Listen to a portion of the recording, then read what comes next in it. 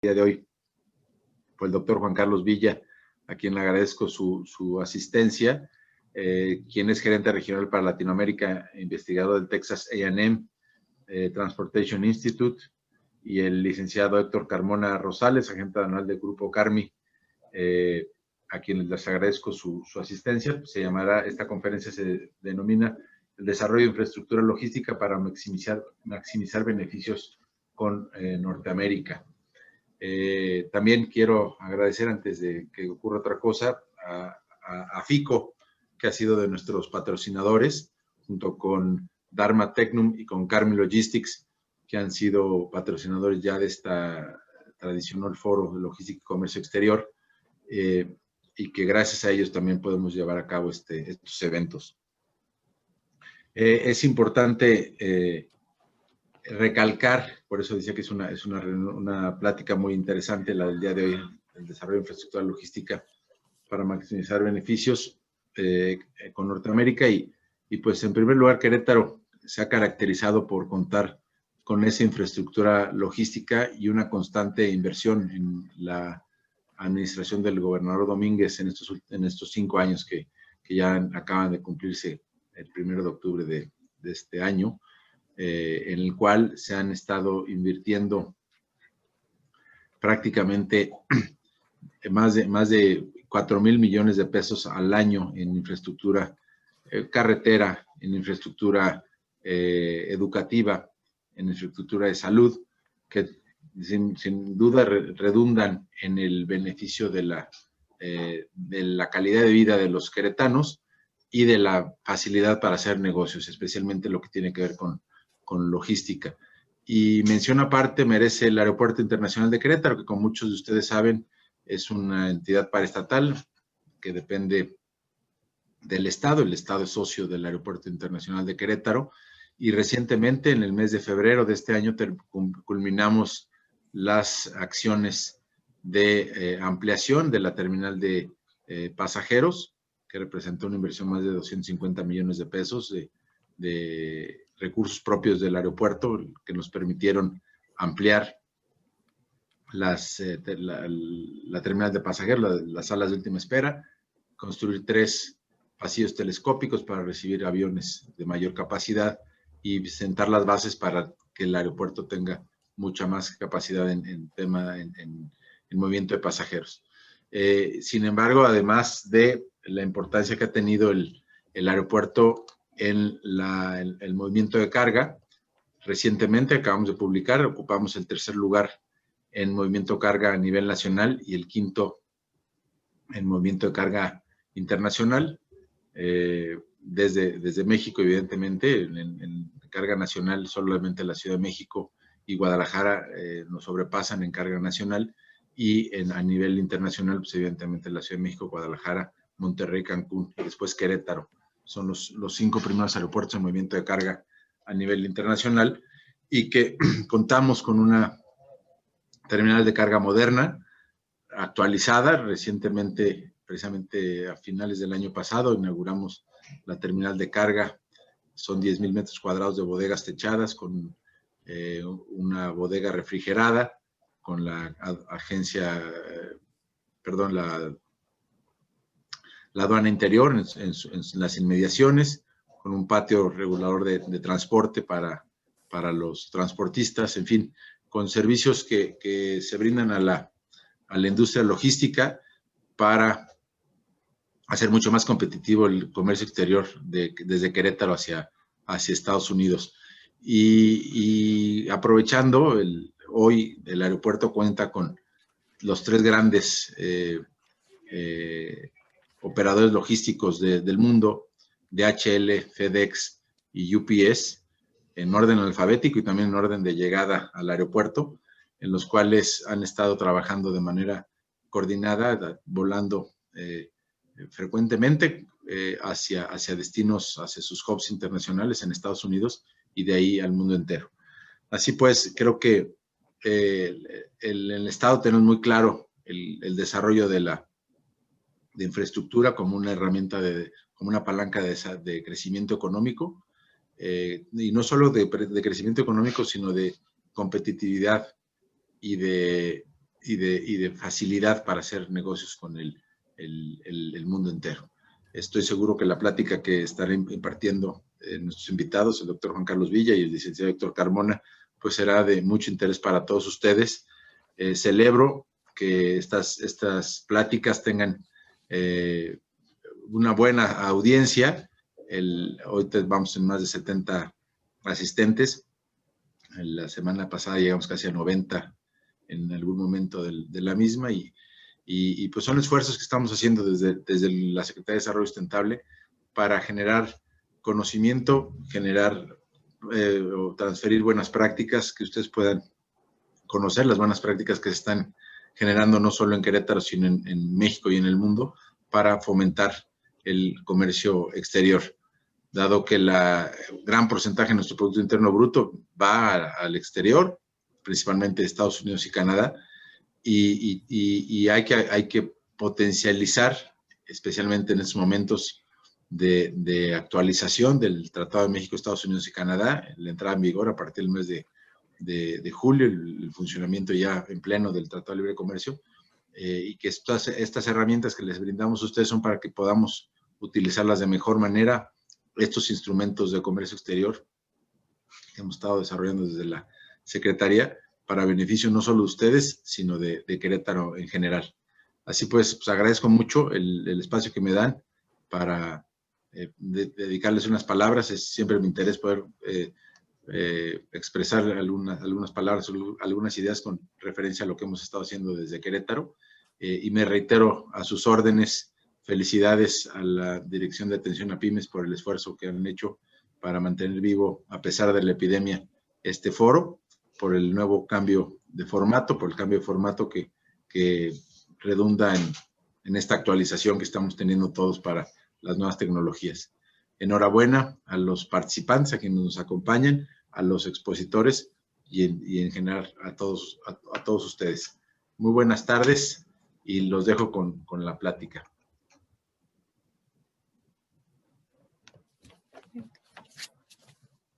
Muchas gracias, secretario. Quisiera darle la palabra al doctor Juan Carlos Villa, gerente regional para Latinoamérica, investigador en el Texas A&M Transportation Institute.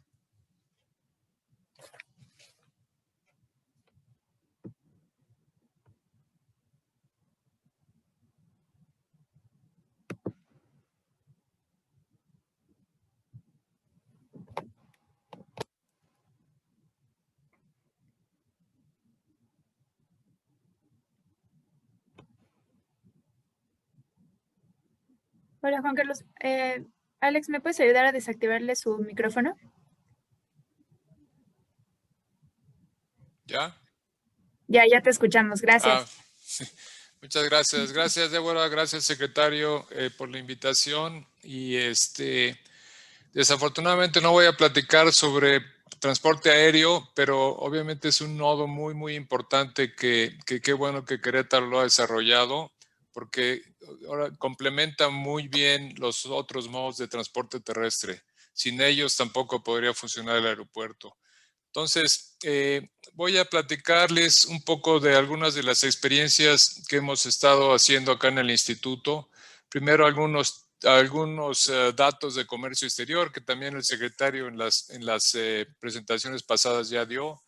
Luego, un poco de la infraestructura de transporte y comercio exterior, sobre todo para Estados Unidos. Algunas alternativas de mejoras y los cambios que se esperan o que se podrían esperar en esta nueva realidad que vamos a presentar, espero, próximamente. Como ven aquí, importaciones y exportaciones no petroleras han incrementado muchísimo en los últimos años. Desde 1980 a 2019, 34 veces. Y obviamente a partir de la entrada del Tratado de Libre Comercio en 2004, fue cuando empezó también a resurgir y el promedio anual que calculé fue un 8% anual. Obviamente mucho más alto que lo que se tiene en el crecimiento de la economía. Y eso nos ha llevado a que México ya es el socio principal de comercio con Estados Unidos, por arriba de Canadá y China. Ahí los datos van fluctuando entre lo que se ve cada mes o va cambiando. Sin embargo, aquí en esta gráfica podemos ver cómo México de repente a partir de 2000, otra vez 2004, 2005 empezó a resurgir impresionantemente. En lo que se refiere a los modos de transporte terrestres, ferrocarril y camión, aquí muestro las exportaciones de México hacia Estados Unidos, en donde se ve que ambos han crecido también más o menos al parejo, tanto ferrocarril como camión. Aquí lo importante fue la proporción entre los dos modos, y el 82% en valor, no en peso, en valor se mueve por camión.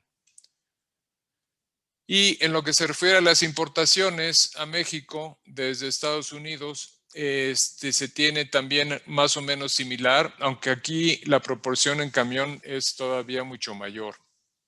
Lo importante también aquí que se refleja es que se incrementó un 70% el ferrocarril y un 90% por camión.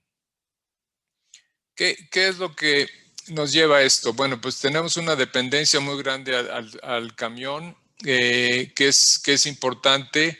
Sin embargo, sería mejor tener un balance un poco más equilibrado entre camión y ferrocarril para no depender de un solo modo. Y como ustedes mismos que están en Querétaro ven el congestionamiento que se tiene en las carreteras por camiones, y es difícil el poder incrementar la capacidad para que siga aumentando el comercio. En respecto a los principales productos, pues los vehículos y la parte, vehículos básicamente, vehículos terminados, y también la industria automotriz es la que se lleva el número 1, siguiendo por computadoras y luego maquinaria eléctrica. Aquí así que lo bueno y lo malo. Lo bueno es pues que la industria automotriz, otra vez ustedes en Querétaro y todo el Bajío han visto el repunte que ha tenido. Sin embargo, por el lado negativo es que dependemos muchísimo de ese producto único. Entonces, otra vez, sería muy bueno poder empezar a diversificar. Allá en Querétaro ya lo han hecho con la parte aeronáutica. Sin embargo, diversificar un poco más nuestras exportaciones para que no dependamos únicamente de una industria. Ya vimos que en la crisis de 2008-2009 la industria automotriz pues tuvo un problema bastante elevado. Actualmente también han bajado las ventas y las exportaciones, obviamente. En lo que se refiere al crecimiento, lo que hice aquí fue indexar a 2006 los tres principales productos, bueno, vehículos, minerales y los productos frescos o perecederos. Aquí lo que se ve interesante es cómo también ha incrementado, aquí es el porcentaje de incremento, en la línea roja tenemos los perecederos, cómo ha incrementado también los vehículos. Sin embargo, la que ha bajado básicamente o se ha mantenido parejo es la parte de petróleo, que también es bueno porque empezamos a diversificar nuestras exportaciones.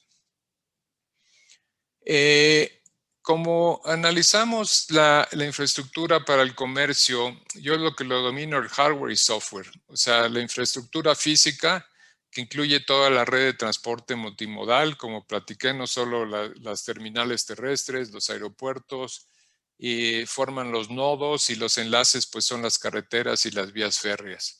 Sin embargo, hay otro tipo de infraestructura que yo le llamo el software, que son los procesos y los procedimientos, que impactan muchísimo en lo que se refiere a el desarrollo o hacer más eficiente el movimiento de mercancías. Pasando primero por la parte de infraestructura física, los puertos fronterizos juegan un papel muy, muy importante. Tenemos 45 cruces de vehículos ligeros, y de los cuales vehículos ligeros y carga, de los cuales únicamente 2 son para camiones. Uno está en Laredo, que es el puente de comercio mundial, el Wall Street Bridge. El otro se encuentra en San Luis, Río Colorado, que únicamente maneja camiones. Han incrementado muchísimo los vehículos comerciales, 40% contra 2009, y 80 millones de cruces de vehículos ligeros.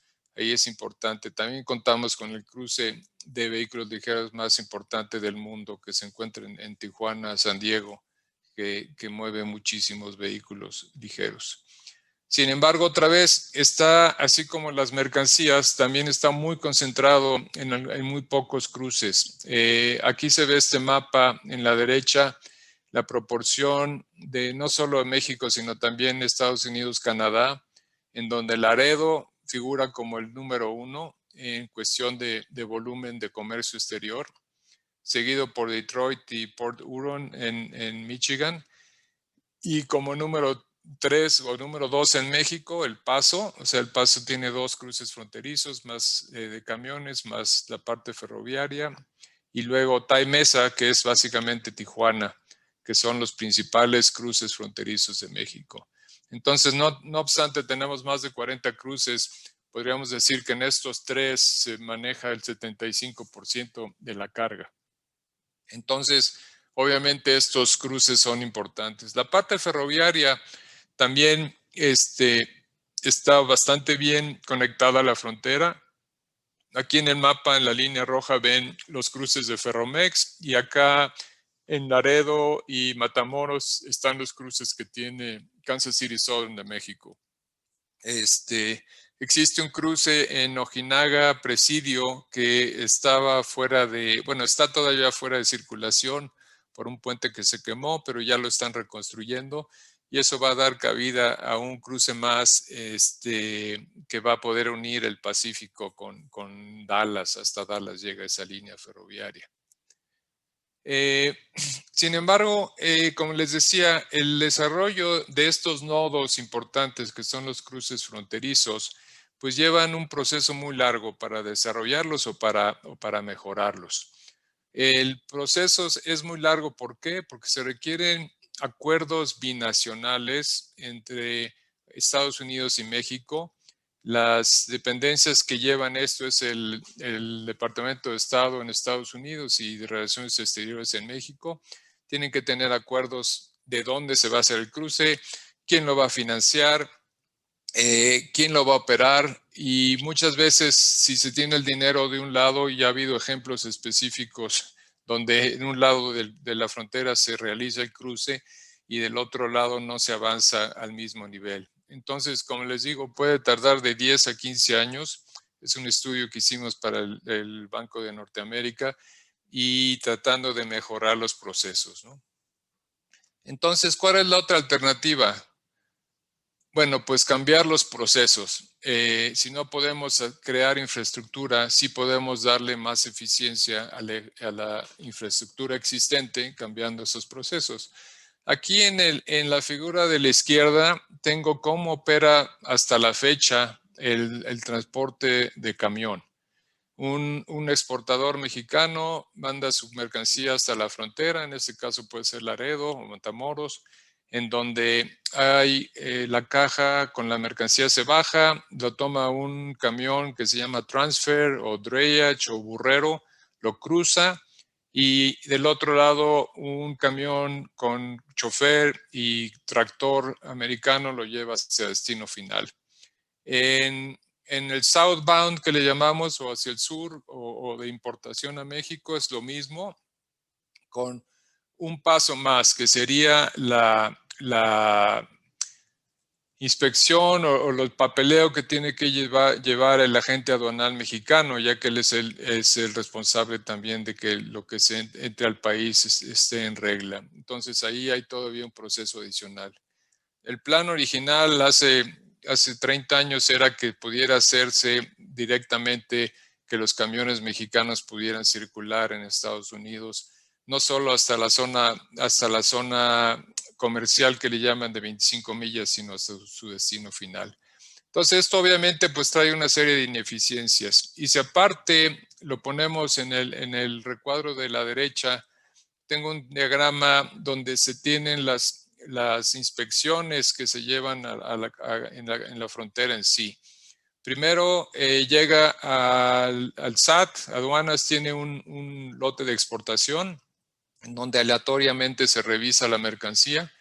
Posteriormente pasa a la Inspección Federal Americana, que está operada por CBP, Customs and Border Protection, que hace la inspección primaria, posiblemente mande a secundaria a ese embarque, en donde con rayos X o con otro tipo de tecnologías pueden inspeccionarla.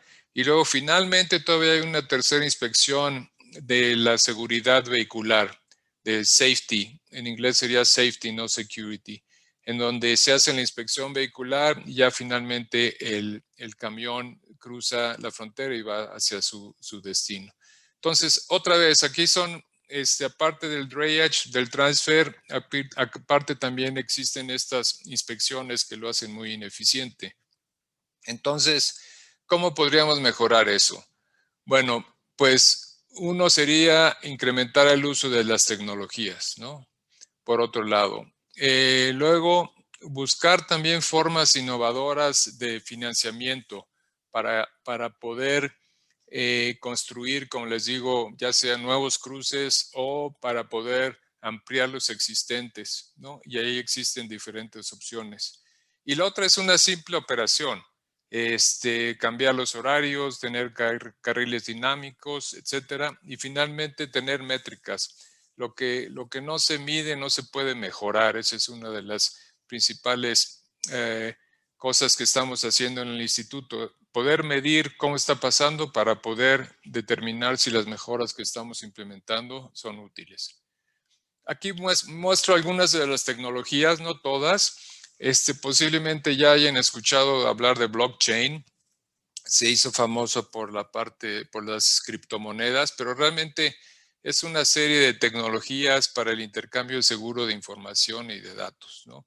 Y en el comercio mundial es importante porque se puede aplicar a todos los procesos, como por ejemplo que les mencioné, la parte de transporte aéreo también, la parte marítima, en donde hay muchos jugadores, muchos stakeholders que participan en el proceso y muchas veces no confían unos de los otros, no quieres tú participar o dar tu información a todos. Entonces, utilizando blockchain se pueden evitar estos silos de información, se pueden digitalizar los procesos y poder evitar fraudes, por ejemplo, ¿no? Hay uno muy conocido que es el que muestro en la derecha, que se llama TradeLens, que es un sistema que se desarrolló por Maersk, la línea marítima, en conjunto con IBM, y ha estado implementándose bastante bien alrededor del mundo. Y así es, este es uno de los múltiples ejemplos de tecnología de blockchain.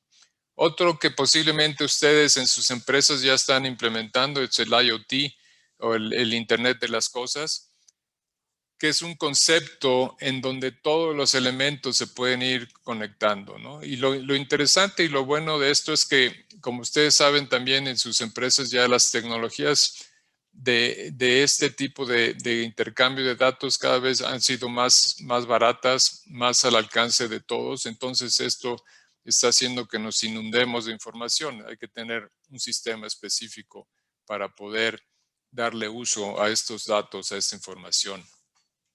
Ya aquí los camiones, el tráiler puede traer diferentes dispositivos que nos dan temperatura, nos dan vibración, nos dicen si con GPS si se paró el tráiler donde no debería, si llegó al tiempo, etcétera, ¿no? Y entonces usar esa información para planear nuestras exportaciones puede ser muy, muy útil y muy interesante.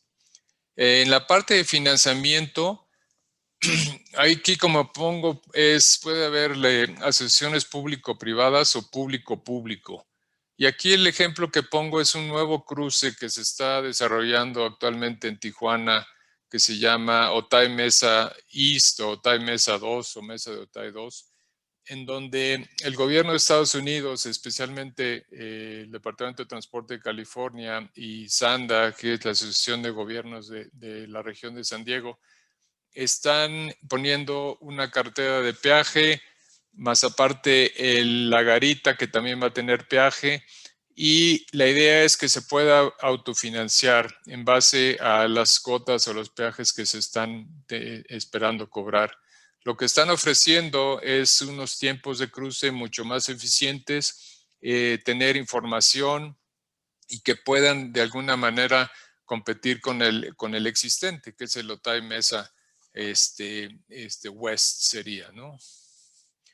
Perdón, aquí hay otro programa de CBP que se llama de aceptación de donaciones, en donde el gobierno americano acepta donativos de ya sea públicos o privados, puede ser la ciudad o puede ser el sector privado, que puede dar ya sea un donativo en un activo, o sea, un terreno puede ser, para construir un nuevo cruce, o simplemente como se implementó en El Paso, se incrementó el peaje de los cruces y ese dinero adicional se está usando para pagar el overtime, el tiempo extra de los agentes de aduanas y así reducir los tiempos de cruce. Entonces, esa es una buena filosofía, un buen programa que ha dado buenos resultados y la idea sería que se pudiera adoptar mayormente. En la parte de operación, también la idea es maximizar el uso de la infraestructura existente. Actualmente existen varios tipos de carriles, posiblemente me pueda meter más a detalle, pero existen varios tipos de carriles, por ejemplo, uno para fast y uno para programas normales en la frontera, pero pues obviamente la demanda de ambos es diferente durante el día. Entonces, poder designar un carril y poder movilizarlo. Aquí en la foto que puse podemos ver las flechas verdes, a lo mejor cambiar algunos carriles para uso exclusivo de algún tipo de embarques. Y por otro lado, tener información usando tecnología ITS, que es Intelligent Transportation Systems o transporte inteligente, donde podríamos con eso dar información a los usuarios, ya sea con tu teléfono o simplemente con letreros dinámicos a lo largo del viaje. Bueno, y ahora paso al último tema.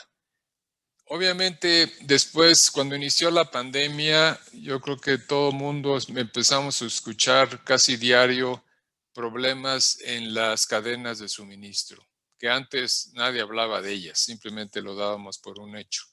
¿Por qué? Porque empezaron a ser problemáticas. Cuando cerró China, pues muchos de los productos venían de China. Se empezaron a cerrar los aeropuertos, los puertos, etcétera. Y eso trajo como consecuencia que se empezara a planear básicamente no tener todos los huevos en una canasta. O sea, muchas de las empresas a principios de los 90 se empezó a emigrar a China por costos más baratos. Sin embargo, se dieron cuenta que no es una buena estrategia el tener todos tus suppliers en China o en Asia. Entonces, aquí es donde viene la oportunidad para México, en el poder atraer a esas empresas que quieren diversificar sus suministros y que vengan a México. Entonces, aquí lo que hice fue un pequeño análisis de cuál sería la posibilidad de que México atrayera a esas cadenas. Aquí ven en el mapa más o menos los tiempos de viaje que se tienen de China hacia la costa oeste de Estados Unidos o hacia la costa este vía el canal de Panamá. Todas las ventajas del nearshoring son las que presento ahí a la izquierda. Mayor visibilidad, cercanía, culturas, mano de obra, horarios similares. Entonces habría que aprovechar esto, ¿no? Y Querétaro está muy bien posicionado como para atraer ese tipo de empresas que quieren diversificar su suministro.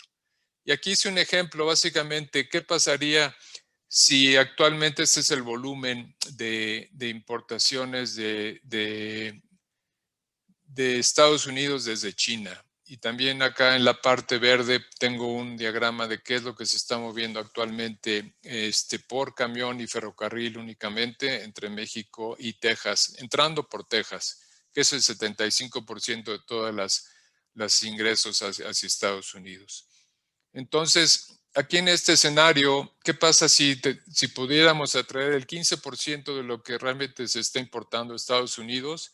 Tendríamos un incremento en el 25% del comercio con Estados Unidos vía Texas. Y así hasta llegar a un 25% de atracción, casi que llegaríamos al 50% de poder subir el movimiento de carga entre México y Estados Unidos otra vez vía Texas. Y eso es aparte del incremento que se espera tener con el nuevo Tratado de Libre Comercio, que sería un incremento mucho mayor. Entonces eso también nos da la idea de que necesitamos hacer estos cambios en la infraestructura, ya sea física o en los procesos, para poder ser más eficientes, poder atraer esas nuevas empresas y que podamos seguir creciendo en nuestro comercio exterior. Y con eso termino. Aquí están mis datos. Quedo a sus órdenes para cualquier comentario, duda y que pudieran tener, y abrir el micrófono para preguntas actualmente. Vamos a un último comercial. Acabo de publicar este libro, que si quieren más datos sobre esto que les expuse rápidamente en estos minutos, aquí está obviamente con mucho más detalle. Y con eso, pues quedo a sus órdenes para poder comentar. Déjame parar la presentación. Débora, no sé si hay algún comentario del público. Me fui muy rápido, muy despacio. No, muy bien, Juan Carlos. Muchas gracias. Quisiera primero, antes de que yo aborde con preguntas, abrirlo al público. Si tienen alguna pregunta, esa que la pongan en el chat y yo con gusto la comento. Y si no, aquí ya tengo unas que van alineadas. Okay. Bueno, en lo que llegan las preguntas, yo tenía una. ¿Qué acciones considera se pueden implementar en forma más rápida para eficientar el comercio entre México y Estados Unidos? Como comenté, digamos, entre el software y el hardware, ¿no? Yo creo que otra vez la inversión en infraestructura física también es tardada, lenta. Ahorita como está la situación, tanto en México como en Estados Unidos, la situación económica pues es difícil. Entonces yo lo que propondría es dos cosas. Primero, cambios de procesos que pueden ser muy sencillos y con costo muy bajo y poderse implementar rápido, por un lado. Por otro lado, también el uso de tecnología. Como les digo, cada vez es más accesible el contar con tecnología en la parte de logística y de transporte, y poder utilizarla, hacer un plan para poder utilizar. Y finalmente, un punto que no comenté también por falta de tiempo, que no mencioné, es la infraestructura del personal, ¿no?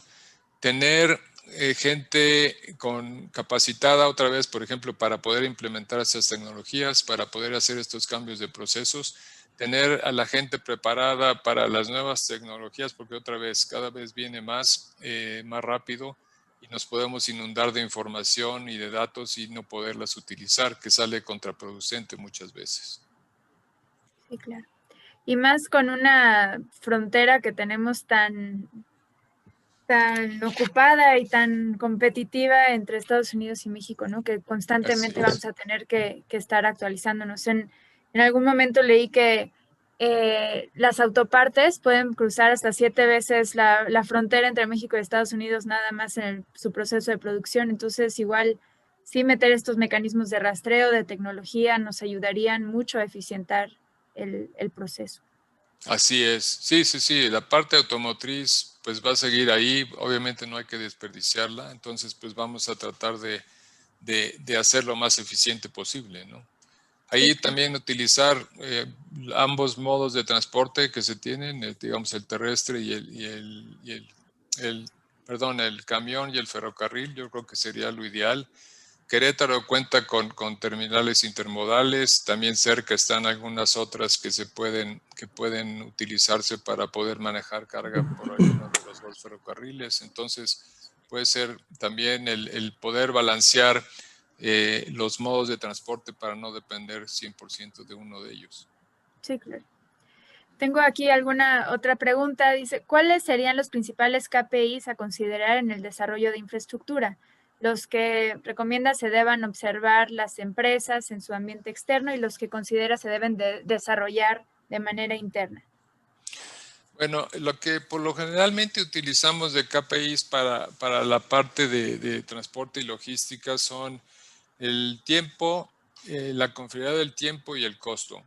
Porque muchas veces hablamos de tiempo, de promedios, ¿no? Pero realmente lo que hemos visto trabajando con empresas, ya sea manufactureras o de transporte, es que un promedio realmente no te dice nada. Entonces, lo que hemos estado tratando de hacer es capturar datos constantes con GPS de tiempos de viaje, tiempos de entrega, para poder determinar la confiabilidad. Digo, no es lo mismo un promedio, digamos, de un día o 24 horas a la frontera, pero un día tienes 24 y al día siguiente tienes 48 y luego tienes 12. Y entonces eso puede afectar obviamente mucho tus inventarios, sus entregas a tiempo, etcétera, ¿no? Entonces, otra vez, combinar tecnologías para poder captar esos KPIs y poder asimismo hacer algún tipo de planes para hacer mejoras y poder medir otra vez lo que estás haciendo. Sergio, ¿tenías alguna pregunta? Sí, yo quería por ahí preguntarle cuáles son los problemas que considera que se pueden solucionar, o cuál es el mayor problema que tendríamos en la frontera para solucionar, para agilizar nosotros el comercio con Estados Unidos.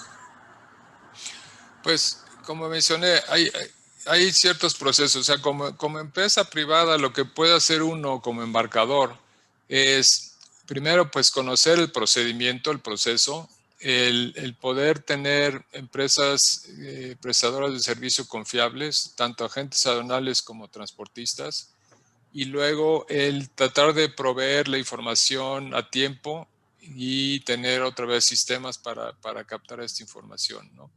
Porque muchas veces lo que hemos analizado es que el fabricante dice, bueno, mi core business es fabricar autopartes. Ya, una vez saliendo de mi planta, yo me desentiendo. Entonces, eso no es muy práctico porque posiblemente tu parte logística no funciona como debería y tus clientes no están recibiendo el servicio. Entonces, otra vez, tener una imagen más holística donde podamos ver toda la cadena desde dentro de la empresa hasta el punto final de la entrega, ¿no? Ahí es donde. Ahora, ¿qué podemos hacer? Pues, como vimos también ahí en la presentación, hay 42 cruces fronterizos, pero Laredo es el que más se utiliza. ¿Por qué? Porque pues la decisión la toma muchas veces el transportista, porque ahí tiene sus patios, ahí tiene su agente aduanal, pero ¿por qué no exploramos otras opciones, no? Si están juntos, tenemos 4 o 5 cruces fronterizos que pueden ofrecer bastante competitividad. Entonces, pues ahora sí que ir mercadeando, checando las diferentes alternativas y en base a eso poder buscar la mejor. Gracias. No sé si hubiera alguna otra pregunta. Yo, Débora, Sí, perdón, Débora, una pregunta. La certificación OEA, ¿cómo la ve? ¿Qué es? Porque ahí aparentemente nos puede agilizar mucho los trámites para hacer los despachos y el cruce fronterizo. Sí, pues obviamente sí es recomendable, sí es posible que la tengan tanto para exportación, que es el CITIPAT, el Customs Trade Partnership Against Terrorism y la OEA. Creo que ya están homologadas, o sea que si tienes una puedes adquirir la otra fácilmente. Entonces, obviamente sí es recomendable que la tengan, que la mantengan, porque también hay que no nada más es como ahora sí que graduarse, sino que hay que continuar con las buenas prácticas de seguridad. Entonces sí es muy eficiente. Como les decía, en la parte ya física del cruce, existen carriles específicos para FAST, que es parte del CITIPAT, o para OEA. Entonces, obviamente, esto trabajando con aduanas, con CBP, se están tratando de eficientar más esos carriles exclusivos para esos embarques, porque realmente el beneficio en algunos cruces no es tanto. O sea, la cola la haces al mismo tiempo y ya nada más los últimos metros es cuando cruzas en los carriles exclusivos. Entonces sí sería interesante que los que puedan se certifiquen y presionar también un poco a las autoridades para que esto realmente les dé un beneficio, ¿no? Básicamente en tiempos de cruce y en menos inspecciones y también hacia la importación en la OEA que SAT también pueda ser utilizado. Aquí nos llegó otra pregunta. Con el nuevo TEMEC, ¿se vendrían cambios extra en certificaciones? Para los mismos choferes y transportes, ¿se esperan cambios para igualar las capacidades dentro de las 3 fronteras? No, fíjate que es una buena pregunta. No, de lo que he investigado, no entró dentro de los cambios previstos el que se mejorara ese proceso que les mostré. Las inspecciones van a seguir igual. La restricción de las 25 millas para los camiones mexicanos va a seguir igual. Entonces no va a haber nuevas certificaciones. Como comentaba Sergio, yo más bien recomendaría que se pudieran certificar. Aquí es importante para el FAS, no solo es la empresa la que tiene que tener el CITIPAT, la empresa productora, sino también el transportista. Entonces, si utilizan transportistas con certificación, también puede ayudar a hacer más eficiente su manejo de mercancía internacional. Perfecto. Pues muchísimas gracias, Juan Carlos, por tu tiempo y por esta tan interesante conferencia. Quisiera agradecer también a FICO por haber patrocinado este evento. Les recuerdo a todos que toda la información, los videos y la presentación la vamos a subir a la página web de CEDESU, donde podrán también acceder a esta información, invitarlos a que también participen en el programa que tenemos de Yo Exporto, que es capacitación gratuita para todas las empresas de Querétaro en materia de comercio exterior, y que nos acompañen la siguiente semana para el cierre de este mes del Foro de Logística y Comercio Exterior, en donde iremos a tener a todos nuestros panelistas en un solo lugar para hablar de la experiencia de lo que sigue, de los temas interesantes de este foro, ¿no? Con América del Norte y los retos que implica para Querétaro. Cualquier duda, estamos a su disposición desde la Dirección de Apoyo a Pymes para este y cualquier otro apoyo que requieran. Así que muchísimas gracias. Muchas gracias, Sergio. Muchas gracias, Juan Carlos, por su tiempo. Gracias, Débora. Gracias a todos. Muchas gracias.